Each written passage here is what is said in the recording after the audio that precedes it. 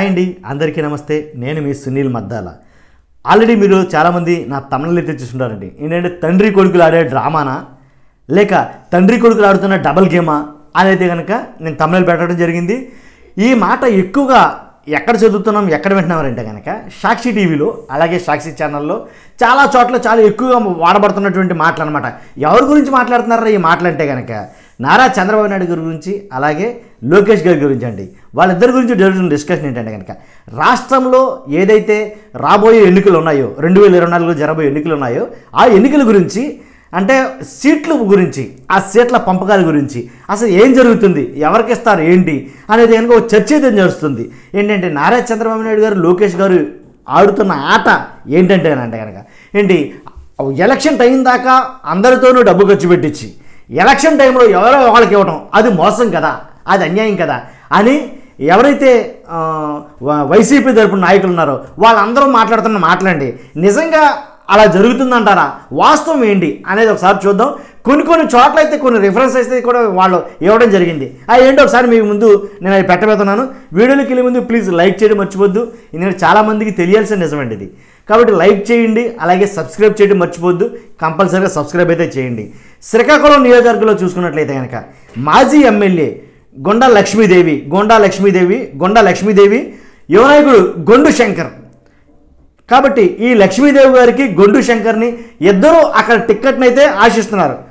కాబట్టి వీళ్ళిద్దరికీ టిక్కెట్ ఇస్తానని, అంటే లోకేష్ గారేమో గొండు శంకర్ గారికి, అలాగే చంద్రబాబు నాయుడు గారేమో గొండ లక్ష్మీదేవి గారికి టిక్కెట్ ఇస్తానని చెరొక ఆయన తరపు నుంచి ఆయన, ఈయన తరపు నుంచి ఈయన ఆఫర్ చేయడం వల్ల వాళ్ళిద్దరూ నాకు వస్తుంది టిక్కెట్, నాకు వస్తుంది అని చెప్పేసి వాళ్ళు అనుకోవటం, కడ వరకు ఇద్దరి చేత భారీగా ఖర్చు పెట్టించడం జరుగుతుంది.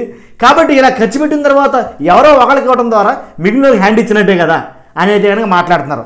అసలు దీంట్లో వాస్తవం ఎంత అనేది నేను వీడియో ఎండ్లో చెప్తాను ఏం జరుగుతుంది అనేది. అసలు సాక్షి ఛానల్ చెప్తుంది నిజమా కాదా, లేదా సాక్షి టీవీ చెప్తుంది నిజమా, అది సాక్షి పత్రికలో రాస్తుంది నిజమా కాదా, ఏంటి అసలు ఏం రాశారు, ఎందుకు డిస్కషన్ అనేది నేను వీడియో ఎండ్లో అయితే చెప్తాను ఖచ్చితంగా. తర్వాత పాతపట్నం నియోజకవర్గం ఏదైతే ఉందో ఆ పాతపట్నం నియోజకవర్గంలో మాజీ ఎమ్మెల్యే కలమట వెంకటరమణ అని ఒక ఆయన ఉన్నాడండి. ఆయన, అలాగే యువనాయకుడు మామిడి గోవిందరావు, వీళ్ళిద్దరు కూడా సేమ్ ఏంటి టిక్కెట్ అయితే ఆశిస్తున్నారు. ఈ కలమట వెంకటరమణను కింజరపు అచ్చెన్నాయుడు అని ఆయన ప్రోత్సహిస్తున్నారు. అలాగే గోవిందరావునేమో లోకేష్ గారు ప్రోత్సహిస్తున్నారు. కాబట్టి నీకెందుకు మేము ఇప్పిస్తాం టిక్కెట్ అని వీళ్ళంటే, లేదు మేము ఇప్పిస్తాం టిక్కెట్ అని ఇద్దరికీ ఆశ పెడుతున్నారు. ఇద్దరిని కడ వరకు తీసుకెళ్తున్నారు. ఎవరో వాళ్ళకి హ్యాండ్ ఇవ్వాలి కదా అని అయితే మాట్లాడడం జరిగింది.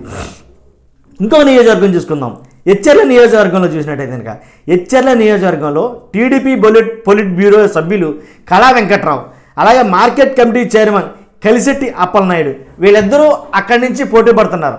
కాబట్టి ఇద్దరు కూడా నాకంటే టికెట్ నాకు లోకేష్ గారు నాకు హామీ ఇచ్చారు, లేదు చంద్రబాబు నాయుడు గారు నాకు హామీ ఇచ్చారు అనేది కనుక వీళ్ళు మాట్లాడుకోవడం జరుగుతుంది. ఇంకా ఎవరికి టికెట్ డిసైడ్ చేయాల, కాబట్టి ఎవరో ఒకరు మోసపోతారు కదా అనేది కనుక ఇప్పుడున్నటువంటి వైసీపీ నాయకులు అయితే కనుక మాట్లాడుతున్నారన్నమాట. అలాగే ఇంకో నియోజకవర్గం ఉందండి, నరసన్నపేట నియోజకవర్గం. ఇక్కడి నుంచి మాజీ ఎమ్మెల్యే బగ్గు రమణమూర్తిని ప్రోత్సహిస్తూ, అలాగే బగ్గు లక్ష్మణరావు కుమారుడు డాక్టర్ బగ్గు శ్రీనివాసరావుని ఆయన కూడా టిక్కెట్ ఇస్తామని ప్రోత్సహిస్తున్నారు. కాబట్టి అల్టిమేట్గా వీళ్ళిద్దరు కూడా పోటీలో ఉంటారు. కాబట్టి నాకు టిక్కెట్ వస్తుందంటే నాకు టిక్కెట్ వస్తుందంటే నాకు, కాబట్టి ఇద్దరికీ టిక్కెట్ ఇస్తామని చెప్పేసి మోసం చేస్తున్నారు అని అయితే మాట్లాడడం జరిగింది. పలాస నియోజకవర్గం చూసినట్టయితే కనుక గౌతు శిరీషకి టిక్కెట్ ఇస్తాము, అలాగే వజ్జ బాబురావు గారికి టిక్కెట్ ఇస్తాము, అలాగే జుత్తు తాతారావుకి టిక్కెట్ ఇస్తాము అని ముగ్గురికి టిక్కెట్లు ఇస్తాం. కాబట్టి ఎవరికి ఇస్తామని చెప్పకుండా ఎవరు అడిగితే వాళ్ళకి టిక్కెట్ ఇస్తామని చెప్పేసి ఫైనల్గా గౌతు శిరీష గారికి టిక్కెట్ ఇస్తామని చెప్పడం. ఎందుకంటే ఎక్కువ ఎవరు పెట్టుబడి పెడితే వాళ్ళకి టిక్కెట్ అని అంటాం. అది ఎంతవరకు సమంజసం ఏంటనేది వైసీపీ నాయకులు మాట్లాడుతున్న మాట. నేననేది ఏంటంటే కనుక ఏ పార్టీలో అయినా సరే, ఏ నియోజకవర్గం చూసినా సరే పోటీ ఎక్కువ ఉన్నప్పుడు, ఆటోమేటిక్గా అక్కడి నుంచి కంటెస్టెంట్లు ఎక్కువ ఉన్నప్పుడు 100% ఎవరికి ముందు నీకు ఇస్తామని ఎవరికి చెప్పరండి. ఏ పార్టీలో అయినా జరిగే తంతే ఇది. ఒక దానికి సెపరేట్గా అంటూ నామ్స్ అంటూ ఏమి లేవు.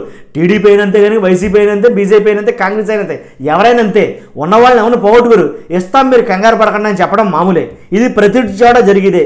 కొండ బద్దలు కొట్టు నిజాయితీగా మాట్లాడితే కనుక ఈ మాట. ఇద్దరు ఉన్నప్పుడు ఖచ్చితంగా ఇస్తాం బాబు, మీరు కంగారు పడక, మేము డిసైడ్ అవుతాం, డిసైడ్ అయిన తర్వాత మేము చెప్తామంటారు. అలాగే వీళ్ళకి కూడా చెప్పారు. ఎవరికి? ఫర్ ఎగ్జాంపుల్ గౌతు శిరీషకి కానీ, వజ్రబాబురావు కానీ, జుట్టు తాతారావు కానీ, మేము టికెట్ ఇస్తాం, మేము డిసైడ్ చేస్తాం, ఎవరైనా మేము చెప్తాం, మీరు ముగ్గురు కంగారు పడకండి అనేది చెప్తారు. ఏ పార్టీ వాళ్ళు చెప్పినా ఇదే మాట. అంతేకాదు నరసన్నపేటలో నియోజకవర్గం ఉన్నటువంటి రమణమూర్తి గారిని కానీ, అలాగే శ్రీనివాసరావు గారు కానీ, వీళ్ళు కూడా అదే మాట చెప్పారు అక్కడ. ఏమంటే మేము ఫైనల్ చేస్తాం, మీరు కంగారు పడకండి అని అన్నారు. అంతేగాని ఇద్దరిని చూస్తే కనుక ఇద్దరిలో మీకు ఇస్తాం, మీకు ఇవ్వమని చెప్పలేరు కదా.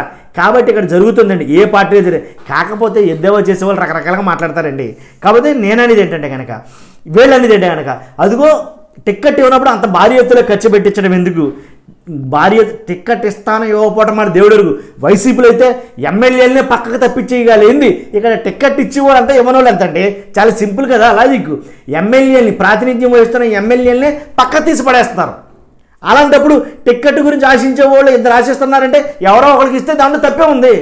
ఎవరైతే బాగా అక్కడ రేసులో నిలబడగలరు, ఎవరైతే ఆ రేస్ విన్ చేయగలరు అనుకున్న వాళ్ళని సెలెక్ట్ చేసిన వాళ్ళకి ఇస్తారు. 10 మంది ఉంటే 10 మంది టిక్కెట్ ఇవ్వలేరు కదా. కాబట్టి ఆ మాటల్లో పసలేదని నేను అంటానండి, వైసీపీ వాళ్ళు మాట్లాడే మాటల్లో.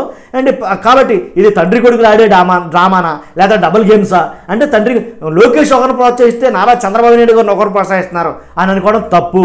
ఎందుకంటే ఇద్దరు ముఖ్య నాయకులు ఆ పార్టీకి సంబంధించిన వారు ఉన్నారంటే కనుక ఆ ఇద్దరికీ ఖచ్చితంగా ఆ ఇద్దరిని కూడా పార్టీలో ఉంచుకోవడంగా చూస్తుంది ఏ పార్టీ అయినా కానీ. అలాగే అదే జరుగుతుంది. కాబట్టి మీరిద్దరు కంగారు పడకండి, మీకు న్యాయం చేస్తాం అని అంటున్నారు. వాళ్ళకి ఎమ్మెల్యే టికెట్ ఇవ్వచ్చు, వాళ్ళకి ఇంకొక మిగిలిన వారికి వాళ్ళకి తగ్గ టికెట్ ఇవ్వచ్చు. కాబట్టి ఏ టికెట్ ఏంటనేది పార్టీ డిసైడ్ చేస్తుంది ఖచ్చితంగా ఎవరికనేది. రేసులో నిలబడిన ప్రతి ఒక్కరు జయం పొందలేరు. అలాగే ఎంతమంది అయితే కంటెస్టెంట్లు ఉన్నారో అంతమంది కూడా నిలబడలేరు. కాబట్టి నేనేది ఏంటంటే కనుక, ఈ శ్రీకాకుళం నియోజకవర్గంలో ఉన్న వాళ్ళ గురించి, గుండా లక్ష్మీదేవి గారి గురించి, యువనాయకుడు గొండు శంకర్ గురించి, వీళ్ళిద్దరు పోటీలో ఉన్నప్పుడు ఇద్దరికి టిక్కెట్లు రావు, ఎవరికో ఒకరికి వస్తుంది. కాబట్టి ఎవరైతే అక్కడ విజయం సాధించగలరో వాళ్ళకే ఇస్తారు. అలాగనే ఒకళ్ళు ఉంచుకుని ఒకళ్ళు పొమ్మనరు. రాజకీయం ఏంటిది? ఒకళ్ళు ఉంచుకుని ఒకళ్ళు పొమ్మని రెట్టి పరిస్థితుల్లో ఇద్దరూ కావాలంటారు. కాబట్టి ఆ ఇద్దరిని ఉంచుకొని ఆ ఇద్దరిని రాజకీయంలో వాళ్ళు అలా నిలబెట్టుకుని ఎవరో వాళ్ళకైతే ఇస్తారో మిగిలిన వారికి దానికి తగ్గ న్యాయం అయితే చేస్తారు. అది ప్రతిదాన్ని జరిగేది. నచ్చిన వాళ్ళు ఉంటారు, నచ్చని వాళ్ళు వెళ్ళిపోతూ ఉంటారు. ఇది మామూలే. కాబట్టి దీన్ని ఏదో బూచిగా చూపించి అదిగో తెలుగుదేశంలో ఏదో మహా దారుణమైనటువంటి స్కామ్ జరుగుతుంది, లేదా తెలుగుదేశంలో భయంకరమైనటువంటి ఏదో జరుగుతుంది అనేది అంటే బట్టకాల్చి మీద పడేయడం అనేది కరెక్ట్ కాదని అనేది కనుక ఏ పార్టీలో ఉంది. ఇప్పుడు వైసీపీ పార్టీ చూసుకున్నట్టయితే కనుక వైసీపీ పార్టీలో ఓహో నియోజకవర్గంలో 2-3 ఉన్నారు. అలాగే 2-3కి టికెట్ ఇవ్వలేదు కదా. ఎవరికైతే రేసులు నిలబడగలరో ఆ నిలబడ్డ వ్యక్తికి టికెట్ ఇవ్వడం మామూలుగా జరుగుతుంది. మిగిలిన వాళ్ళకి సర్ది చెప్పడం జరుగుతుంది. సో ప్రతి పార్టీలోనూ జరిగే తంతే ఇది. అలాగే హెచ్ఆర్ నియోజకవర్గంలో ఇక్కడ చూసుకుంటే కనుక వాస్తవం చూసుకుంటే కనుక ఏంటి, టీడీపీ పొలిట్ బ్యూరో సభ్యులు కళా వెంకట్రావు ఉన్నారు. అలాగే market committee chairman Kalisetti Appalanaidu. ఇద్దరు దెబ్బ క్యాండిడేట్లే, దాంట్లో డౌటే లేదు. ఒకళ్ళేమో పొలిట్ బ్యూరో సభ్యులు, ఇంకొకరేమో మార్కెట్ కమిటీ చైర్మన్ అనమాట. కాబట్టి ఇలాంటి ఇద్దరు ఉన్నప్పుడు కనుక ఇద్దరు దెబ్బనప్పుడు ఎవరు కాదంటారు. కాబట్టి అక్కడ బేరీజ్ చేసుకుంటారు. కొన్ని నియమాలు ఉంటాయి. ఏదైతే కొన్ని వాళ్ళకు ఉన్నటువంటి నామ్స్ ఏవైతున్నాయి, సిద్ధాంతాలు ఏవైతున్నాయి, దాన్ని బట్టి ఎవరు నెగ్గగలరు ఏంటనేది ఒక కమిటీ ఉంటుంది. కమిటీ డిసైడ్ చేస్తుంది. ఆ కమిటీ ప్రకారంగా టికెట్కి ఎవరు ఇవ్వాలనేది, ఎవరు అర్హత పొందుతారనేది దాన్ని బట్టి డిసైడ్ చేస్తారు. కాబట్టి ఇలాంటి నియోజకవర్గాలు చాలా అయితే ఉన్నాయండి. ఇది ఏంటంటే వీళ్ళ గురించి చెడ్డగా చెప్పడం, వాళ్ళ గురించి చెప్పడం మామూలు ఇది రాజకీయంలో. కాకపోతే నేననేది ఏంటంటే కనుక ఈ టిక్కెట్లు పంపిణీ అనేది పంపకం అనేది ఎలా జరుగుతుంది అంటే కనుక విజయం సాధిస్తాడు అన్న వాళ్ళకి టికెట్ ఇస్తారండి, ఏ పార్టీ అయినా కానీ ఉన్నా లేకపోయినా. కాబట్టి చూస్తున్న మీరందరూ కూడా నిజంగా ఇదే తంతు జరుగుతుందా, లేదా నిజంగానే తండ్రి కొడుకులు డ్రామా ఆడుతున్నారా? నో ప్రాబ్లం అండి. నిజంగా తండ్రి కొడుకులు డ్రామా ఆడుతున్నారంటే కనుక తండ్రి కొడుకులు డ్రామా ఆడుతున్నాను చెప్పింది తప్పని చెప్పి కామెంట్ చేయండి. కాదు, తండ్రి కొడుకులు డ్రామా కాదు, డబల్ గేమ్ కాలేదు, ఏమీ లేదు. కాకపోతే ఏంటంటే ఎవరినైనా సరే ఎవరిని పార్టీ వదులుకోదు, ఏ పార్టీ వదులుకోదు, ఇస్తామని చెప్తారు. ఎవరనేది మేము డిసైడ్ చేస్తామని చెప్తారు. కాబట్టి ఫైనల్గా చెప్తామని చెప్తారు.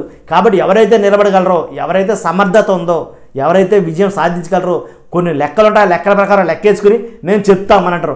ప్రతి రాజకీయ నాయకుడు ఖచ్చితంగా ఖర్చు పెట్టడం ఖాయం. ఆశన వాళ్ళు ప్రతి ఒక్కరు ఖర్చు పెడతారు. కాబట్టి కావాలని పార్టీ ఖర్చు పెట్టేస్తుందనో, లేదా అవకాశం ఉంటే నాకు వస్తుందని కానీ చెప్పి అభ్యర్థులు ఖర్చు పెడుతుంటారు. కాబట్టి దాన్ని కాదు, కానీ వాస్తవం ఏంటంటే కనుక ఏ పార్టీ, రాజకీయ పార్టీ ఏది ఎవరిని వదులుకోదు. అదైతే 100% వాస్తవం. చూస్తున్న మీరు అందరూ కూడా ఇదే విషయాన్ని, నేను చెప్పిన విషయాన్ని కరెక్టే అని మీకు అనిపిస్తే కనుక కరెక్ట్ అని కామెంట్ చేయండి. ఈ విషయం నేను మీ అనాలిసిస్ మీరు ఏదైతే అనుకుంటున్నారో మీ అభిప్రాయం నేను తెలుసుకోవాలనుకుంటున్నాను ఖచ్చితంగా. నేను చెప్పిన మాటలు కరెక్ట్ అయితే కనుక ఉన్నది ఉన్నట్టు మాట్లాడావు, పార్టీ ఏదైనా పక్కన పెట్టి, రాజకీయం ఏదైనా పక్కన పెట్టి ఉన్నది మాట్లాడావు అని మీకు అనిపిస్తే కనుక కామెంట్ చేయండి. లేదు నేను మాట్లాడిన తప్పు అని మీకు అనిపిస్తే కనుక కామెంట్ చేయండి, ఎందుకు తప్పు అనేది. నేను మాట్లాడిన మాట తప్పులు ఏమంటే కామెంట్ చేయండి. అలాగే ఒప్పు అయితే కనుక ఖచ్చితంగా కామెంట్ చేయండి, షేర్ చేయండి మర్చిపోవద్దు. అలాగే సబ్స్క్రైబ్ చేయండి, లైక్ చేయండి. Thank you very much.